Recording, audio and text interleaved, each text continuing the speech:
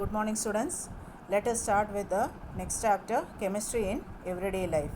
In this lesson we are going to learn about the different types of hydrocarbons, fossil fuels, and what are the properties of the fossil fuels, then how the refining of the petroleum is done, types and uses of coal, then what are the characteristics of a good fuel, and the applications of the solar energy. These are the learning objectives of this lesson.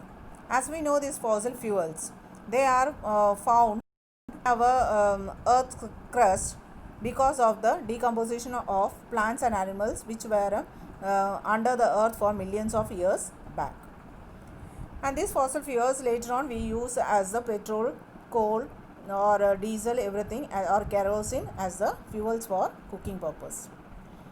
As you know, our body is made up of elements like nitrogen, phosphorus, hydrogen, oxygen, calcium, potassium. These all elements together is made up of our body. And in our day-to-day life, we make use of all the chemical compounds. And hydrocarbons are the most important one which will make use in our daily life.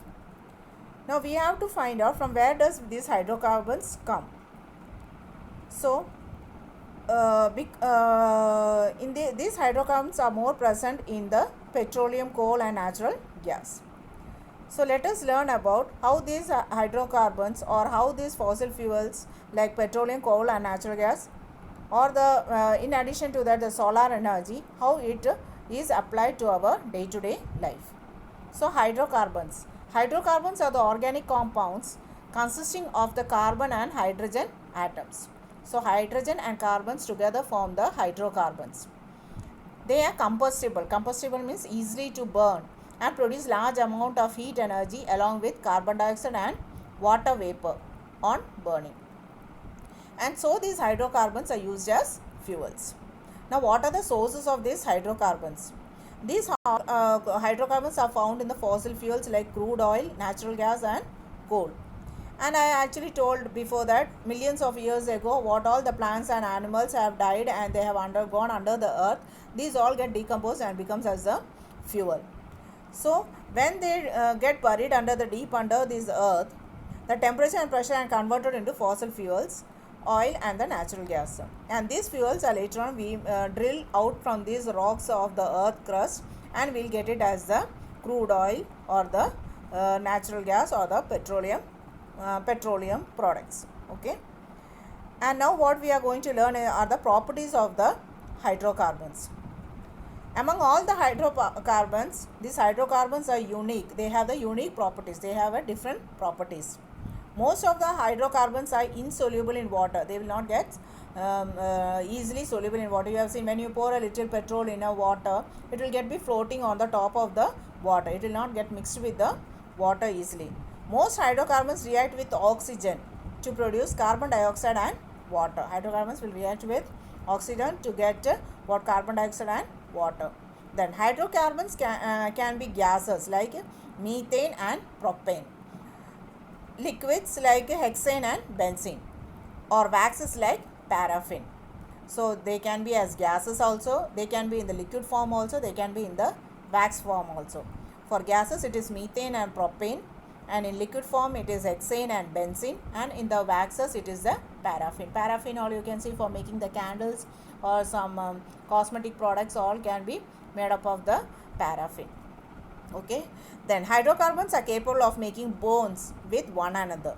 This property is known as catenation or the chain formation. Due to this property, they form more number of complex molecules. Because of this bonding properties of hydrocarbons, they can make many complex molecules. Okay, now types of hydrocarbons. What are the different types of hydrocarbons? In hydrocarbons, carbon and hydrogen atoms are linked together through different chemical bonds. Depending on the bond between these atoms, there are a number of hydrocarbons. The four general classes of hydrocarbons are alkanes, alkenes, alkynes, and arenes. And some of the common hydrocarbons are methane, ethane, propane, butane, and the pentane. So what are the common types of hydrocarbons? Methane, ethane, propane, butane, and pentane. Methane is the simplest hydrocarbon in which the four hydrogen atoms are linked with one carbon atom. So there are four hydrogen atoms which is linked to a single carbon atom, and that forms the methane. And it is in which form you study in the properties? It is in the gaseous form. Methane always will be in the gaseous form. There 4 hydrogen atom will be linked to 1 carbon atom. It is an eco-friendly fuel. It is an eco-friendly means it is easily accessible in the day-to-day life. It does not produce any harmful products. It is used as a fuel in electricity generation. Methane is also known as the marsh gas as it present in the marshes. Marshes means the where the clay places, where the soils are marshy, there all the methane gas will be produced. Dead and decaying plants and animals release methane gas. So it is called as eco-friendly because it is formed by the decomposition of the plants and animals. Okay. It is a renewable source of energy. Sewage sludge can also be decomposed by microorganisms to produce the methane gas. Sewage sludge means the waste coming from the sewage, or when we make it to react with the microorganisms, methane gas can be produced with impurities like carbon dioxide and hydrogen sulfide. After removing these impurities, methane gas can be used as an efficient fuel. So methane gas can be made use from the sewage sludge by the action of the microorganisms. After removing the impurities, we can make it as a fuel, and also it can be help in the generation of the electricity. And it is made by the decomposition of the dead plants and animal waste, or like that also and it is also found in the marshy places. And methane is 4 hydrogen atoms combined with 1 single carbon atom. Now next comes the propane. Propane is an odorless and highly inflammable gas. It is heavier than air. It is liquefied through pressurization and commonly used as LPG. LPG means liquid petroleum gas, which is used for as a burning fuel in our houses.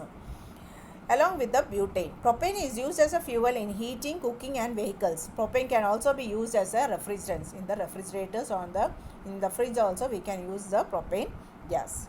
Propane is used in LPG cylinders since it is an odorless gas. Odorless gas means there is no smell. Hence a chemical by name mercaptan is used with LPG to help in detection of any leakage of LPG. So mercaptan is the gas included along with propane to get the smell, to find the leakage of propane in the LPG cylinders. Butane is a gas at room temperature and atmospheric pressure. They are highly flammable, colorless gas that quickly vaporizes at room temperature. Butane is used as a fuel gas and propellant in aerosol sprays such as deodorants. In deodorants all like aerosol sprays only it is used the butane. Pure forms of butane can be used in refrigerants. Butane is also used as a lighter fuel for the common lighter or the butane torch. Common lighter means for the cigarettes or for lighting that lighter, or for the gas stoves using the lighter, that all is the butane. Pentanes are liquids with low boiling point. They are used as fuels and solvents in the laboratories. They are also used to produce the polystyrene. Polystyrene is the product coming from the pentanes, which are in the liquid form. Now next comes the natural gas. You are all aware of the natural gases. Natural gas is a naturally occurring hydrocarbons mixture consisting primarily of methane along with other higher alkanes and a small percentage of carbon dioxide. So natural gas is a mixture of methane with the alkanes and a small amount of carbon dioxide, nitrogen and hydrogen sulfide. These all makes a form together to form the natural gas. Natural gas contains lower hydrocarbons like methane and ethane. It is called as dry gas. So natural gas, in the other name it is called as the dry gas. If higher hydrocarbons like propane and butane are also present in the gas, it is called as a wet gas. If propane and butane also is mixed with that, then it is called as the wet gas. Natural gas is always found along the oil in the oil wells.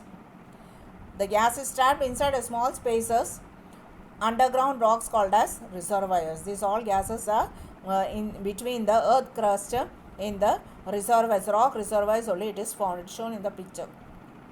Conventional natural gas can be extracted through the drilling wells. By drilling the big wells, we can get the conventional natural gas. It is also found in the reserve is oil and extracted along with the oil. This is called as associated gas. When it is mixed with the oil, it is called as the associated gas. Natural gas is a fossil fuel used as a source of energy for heating, cooking and electricity generation. Natural gas occurs in Tripura, Rajasthan, Maharashtra, Andhra Pradesh and Tamil Nadu. It is also formed by the decomposition of organic matter in marshy areas and waste sewages.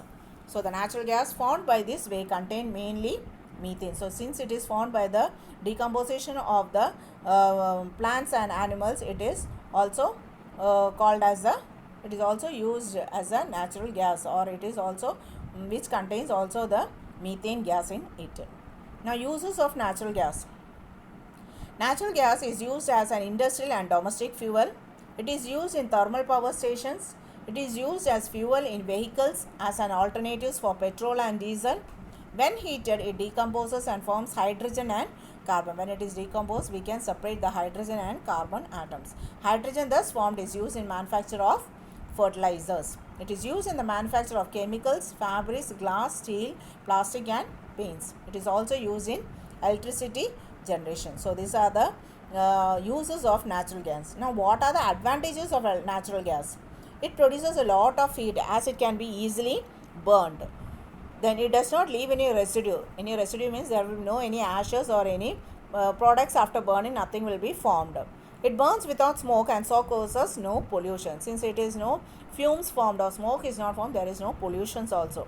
This can be easily supplied through pipes. Through pipes it can be connected and get easily accessible. It can be easily directly used as fuel in homes and industries. In homes and industries also this natural gas can be used. Do you know moderate temperature and humidity is needed to keep the paintings and other ancient artifacts from being destroyed by the environmental factors. Thus natural gas is used in museums to protect the monuments. So the natural gas is used in the monuments, monuments to protect, used in the museums to protect the monuments. So we'll stop the lesson here. Compressed natural gas will go for the during the next class. Thank you, students.